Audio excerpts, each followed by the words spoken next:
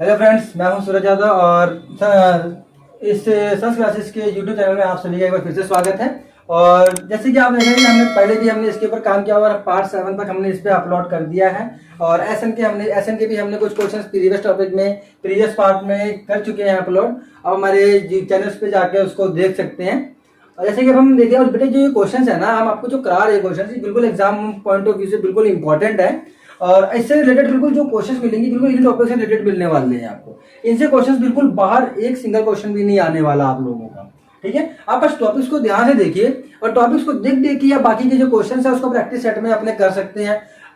इस practice set में आप उसको ध्यान से करिए। इस क्वेश्चन को पहले आप करिए, ध्यान से देखिए हमने क्या प्रैक्टिस स्टेप में हमने क्या किया है। फिर इन स्टेप्स को देख देख के आप इसी क्वेश्चंस को आप रिपीट करिए बिना देखे इसे। जब इनके आंसर से पहुंच जाए तो इनसे रिलेटेड क्वेश्चंस भी अपनी बुक से, एनसीईआरटी बुक से, या मे भी आपके पास जो भी बुक्स हो, एनसीईआरटी हो, मे भी सैंपल पेपर्स हो, मे भी आदर्श अग्रवाल हो, जो भी आपको बेटर लगता है आप उसमें प्रैक्टिस कर सकते हैं। ठीक है, जैसे कि आइए हम देखते हैं एसएन का क्वेश्चन नंबर 3।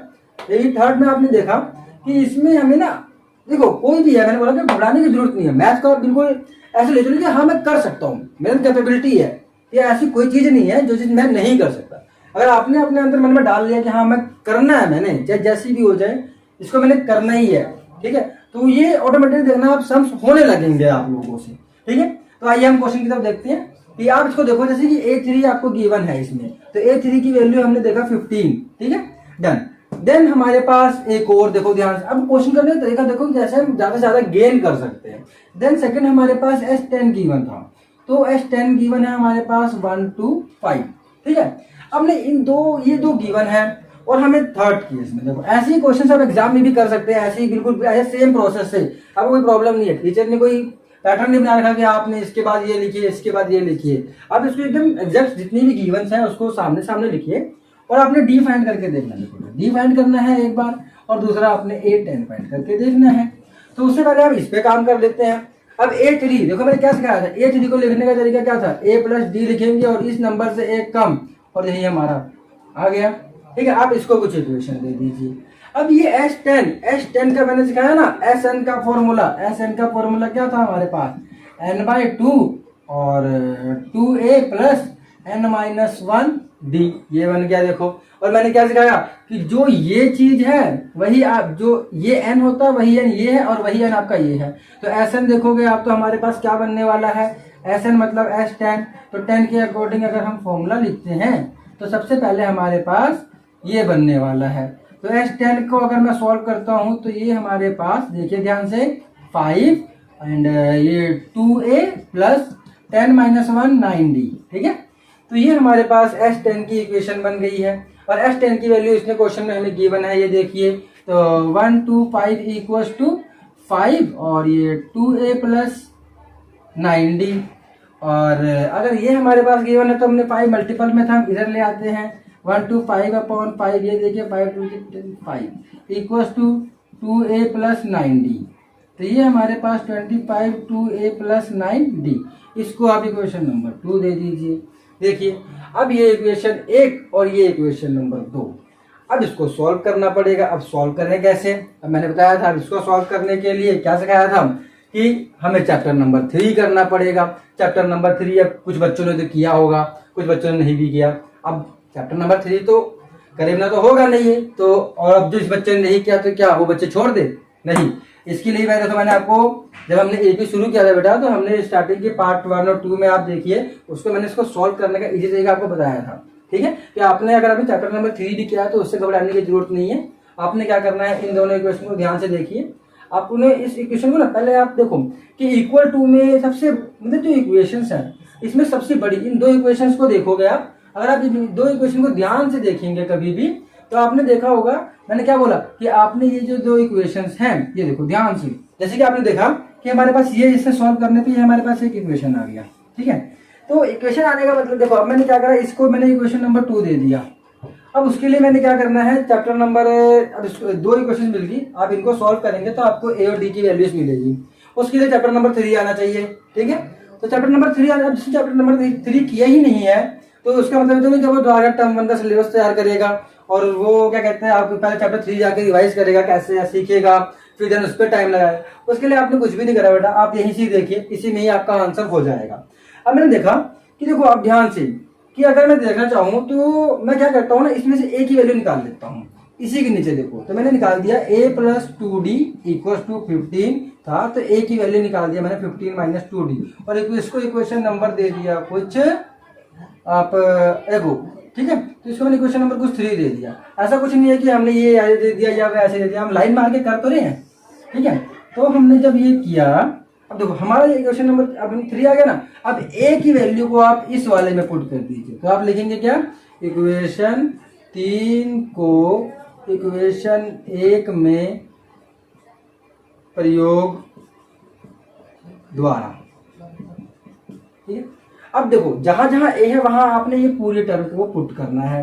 तो इक्वेशन 2 पहले लिखिए, तो 25 equals to 2a plus 9d, देखो तो 25 इक्वल्स टू 2 और a की वैल्यू ब्रैकेट में थी 15 माइनस 2d प्लस 9d, तो 25 इक्वल्स टू, अब हम इसको सॉल्व करते हैं तो ये 30 और इसको इससे मल्टीप्लाई करते हैं तो ये 4d एंड ये प्लस 9d। देखो तो हमने सॉल्व किया तो 25 और ये प्लस 30 था, इधर आके माइनस 30 हो गया आपका, और इक्वल टू में ये हमारे पास 5d बन गया। ओके, तो ये बन गया हमारे पास -5 और ये बन गया 5d। तो आप इसको सॉल्व करके d का आंसर निकाल सकते हैं -1, ठीक है। इसका मतलब देखो ऐसे हो गया ये -5/5, इट मीन्स आंसर आ गया आपके पास -1। अब आपके पास d का आंसर तो -1 आ गया, तो d के आंसर का -1 आने के बाद हमने क्या करा, देखो हमारे पास d का आंसर मांगा था, उसने d का आंसर हमारे पास -1 आ चुका है आपके पास, ठीक है। तो d बराबर -1 आ गया। अब हमारे पास क्या चाहिए, a10 चाहिए। तो a10 के लिए देखो हमारे पास दूसरी कंडीशन क्या है, a10 चाहिए। तो मैंने क्या सिखाया आपको, a10 निकालने के लिए हमने a प्लस d लिखना था और इसी से एक कम लिखना है, इसी से ही एक कम लिखना है। और कम लिखने के लिए देखो अब मुझे इसका अगर a10 निकालता मुझे a भी चाहिए, तो a के लिए अब मैं क्या करूं, d की वैल्यू -1 आ गई। आपने क्या करना है, अब आपकी चॉइस है बेटा, मे बी आप इस इक्वेशन को उठा लो, मे बी आप इस इक्वेशन को उठा लो, मे बी आप इस इक्वेशन को, इन तीन में से किसी भी इक्वेशन को आप उठा लीजिए, किसी से भी निकालिए, आपका आंसर सही आने वाला है, किसी से भी आंसर आपका गलत नहीं आएगा। मैंने क्या करा, मेरे पास a इसमें ही, तो मैंने इक्वेशन 3 उठा लिया, मैंने लिखा इक्वेशन 3 द्वारा। अब इक्वेशन 3 द्वारा देखा मैंने कि a की वैल्यू क्या थी मेरे पास, a बराबर 15 माइनस 2d, तो a बराबर 15 माइनस 2 इंटू -1, ठीक है। तो a का आंसर आ गया 15 माइनस माइनस प्लस 2, मतलब a का आंसर हमारे पास 17 आ गया, ठीक है। अब a का आंसर 17 आ गया, तो मैंने क्या करा, इसको कुछ दे दिया इक्वेशन नंबर 4 और इसको दे दिया मैंने इक्वेशन नंबर 5, ठीक है। और मैंने a और d दोनों की वैल्यू को उठा के यहाँ पुट कर दिया, और ये देखो लास्ट में हमने कर दिया, a की वैल्यू हमारे पास आई थी 17, 9 इंटू -1, और यहाँ पे लिखेंगे using equation 3 and equation number 4। तो 17 प्लस माइनस -9 और 17 माइनस 9 आप चेक करके लिख दीजिए आंसर, ठीक है। तो ये हमारा आंसर 8 आने वाला है। देखिए हम जैसे एसेंशियल रिलेटेड में 3 क्वेश्चंस कर चुके हैं, 3 टाइप्स हम कह सकते हो, 3 टाइप्स हम कर चुके हैं। अब एक चौथी टाइप है, देखो अब जैसे मैंने इसमें देखा कि 0 से और 50 के बीच में जितनी भी विषम संख्याएं हैं, तो इसमें आप इसका योग ज्ञात करना है। तो 0 से 50 के बीच, 0 और 50 के बीच में बोल रहा है उसने, तो अब इसमें विषम संख्या, कल को आपको इसी क्वेश्चन में सम संख्याएं भी बोल सकता है, ठीक है। तो आप बीच वर्ड बोल रहा था, मैंने क्या सिखाया था, कभी बीच वर्ड बोला तो आपने कभी भी इनको काउंट नहीं करना, ना इनको काउंट करना। जैसे मान लो सम संख्या का केस होगा तो ये सम संख्या में आता है, और वो बीच वर्ड बोल रहा है, देखो तो बीच वर्ड बोल रहा है, इसमें आपने इनको काउंट नहीं करना है, ठीक है। तो हम विषम वाला आपके लिए, मे बी हम विषम वाला कराते हैं, सम वाला आपके लिए होमवर्क है। तो आप ध्यान से देखिएगा कि 0 और 50 के बीच बोल रहा है, तो इसमें आप 0 को भी काउंट नहीं करना और 50 को भी नहीं। और ऐसी विषम संख्या में तो 0 और 50 वैसे भी आते नहीं है, पर अगर आप सम का केस करोगे, या मे बी आपको पूछ सकता है 2 के विभाज्य, ठीक है ना, 2 के विभाज्य पूछ सकता है आपको, 2 के विभाज्य जितनी भी संख्या है उनका योग ज्ञात करो। मे बी 3 का विभाज्य संख्या है उनका योग ज्ञात करो। मे बी आपको 5 का टेबल दे सकता है यहाँ पे, वो मे बी आपको 7 का टेबल दे सकता है, तो वो ऐसे कुछ भी दे सकता है कि मे बी 3 का कर लेगा, मे बी आपको 5 का कर लेगा।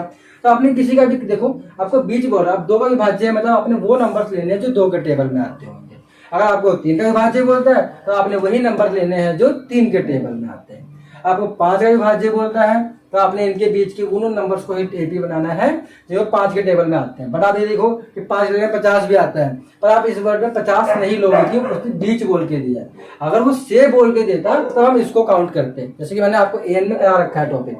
तो योग ज्ञात करना है तो चलो योग तो हम तभी जब हम पहले हमें एन चाहिए, हमें सिखाया था कि कोई भी आपको अगर योग ज्ञात करना है तो उस केस में एन आपको फाइंड करना ही पड़ेगा। तो योग के लिए आप पहले आप एपी बनाइए। इस क्वेश्चन के लिए जैसे हम देख लेते हैं, तो आप इस क्वेश्चन के लिए आप एपी बनाइए। एपी और हम जीरो को देखते हैं तो जीरो हमारा वैसे भी विषम संख्या नहीं है, तो विषम संख्या नहीं है, इट मीन्स हम पहले 1 को ले लेते हैं।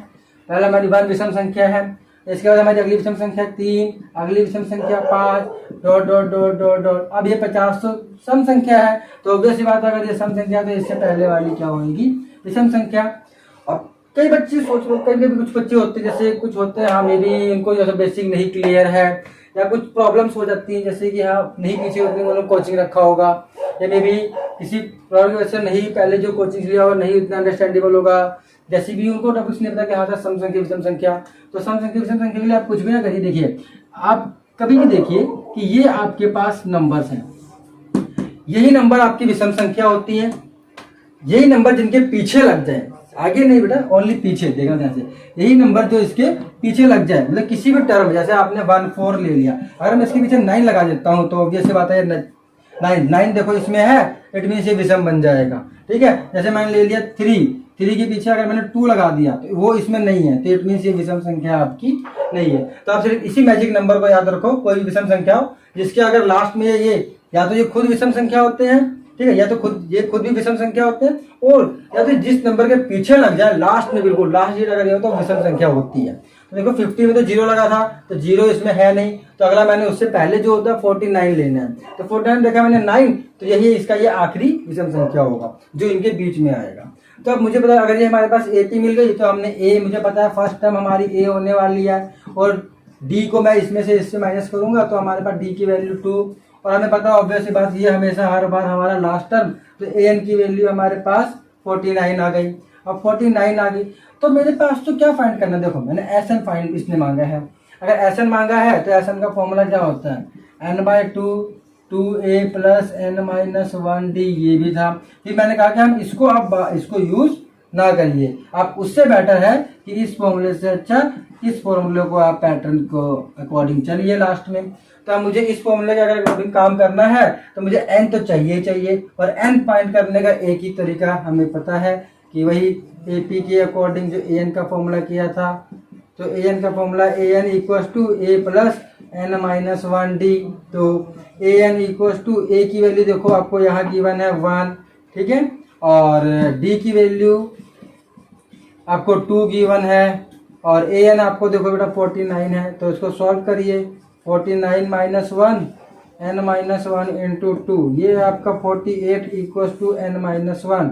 अब ये मल्टीप्लाई में 2 था तो इसलिए 2 डिवाइड में, और ये कटिंग करेंगे तो हमारे पास 24, और ये -1 इधर आके पॉजिटिव, तो n की वैल्यू हमारे पास 25 आ गई।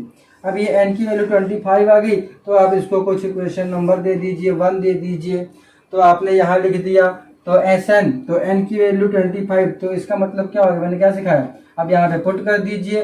अगर हमें n की वैल्यू 25 मिल गई यहाँ से, और 2 a हमें देखो यहाँ गिवन है 1 प्लस an हमें ये गिवन है 49, तो ये 25/2 और 49 प्लस 1 50, और अगर हम कटिंग करते हैं 25, तो 25 देखो मल्टीप्लाई करा आपने तो 25 आपका बनता है बेटा ये 625, आप करके देख सकते हैं। तो यहाँ पे ना बेटा कभी देखो ये आपको मैं देखता हूँ आपको कि कभी भी आपको यहाँ आप ध्यान रखना, जैसे मैंने सीधा कर दिया, आपने कहा कि सर आपने सीधा ही कर दिया, ये कैसे, तो कभी भी आप देखना कि जैसे हमारे पास ओनली सेम टर्म का 5 का हिट ओनली होना चाहिए, 25 हो गया, मे बी आपका 35, मे बी आपका वो 95 हो जाए, मे बी आपका 125 हो जाए, तो आपने क्या करना है, ये ट्रिक जो मैं बता रहा हूँ वो आपको इसी पे ही अप्लाई होने वाले ऐसे नंबर्स पे से जो ओनली 15, 25, 35, 45, तो आपको कभी भी ऐसे कोई नंबर मिल जाए 25 का कोई टेबल हो, मे बी 25 का जो मल्टीपल 25 से, या 35 का 35 से, या 95 का 90, सिर्फ ये 5 वाली रोज के लिए बस। तो आपने क्या करना है, ओनली कुछ भी नहीं करना, देखो इस 5 और इस 5 को मल्टीप्लाई करिए आप जो आंसर आता है इसको आपने पहले इस पैटर्न में लिखना है 15 इंटू 15। देखो इन दोनों के आंसर 5 5 जा 25 और 1 के बाद हमारे पास नेक्स्ट टर्म आने वाली है 2, तो 1 को 2 से मल्टीप्लाई कर दीजिए, 1 इंटू 2 आपका आंसर 2। तो आपने कभी भी चेक करना 15 का स्क्वायर रूट अगर फाइंड करेंगे तो वर्गमूल फाइंड करेंगे 225 आने वाला है। इस तरह किसी का भी चेक करके देख सकते। देखो आपने 95 का चेक करना है, मे बी 35 का चेक करना है।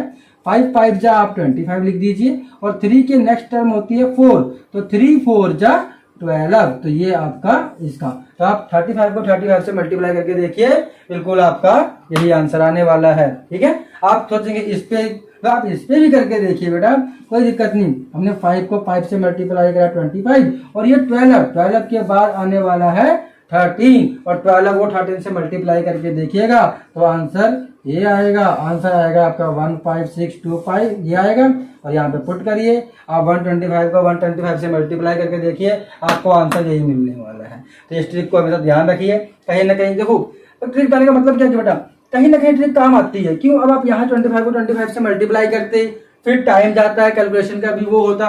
वैसे आप ये ट्रिक सीख लीजिए, इतना कोई हार्ड तो है नहीं। हमने सिर्फ 5 5 या 25 लिखना है और जो भी उसका आगे वाला नंबर है उसके नेक्स्ट नंबर से उसको मल्टीप्लाई कर देना है। आप इस तरह 135 को 135 से 185 को 185 से भी 225 को 225 से कर सकते हैं। तो ये ट्रिक आपकी कभी भी गलत नहीं हो सकती।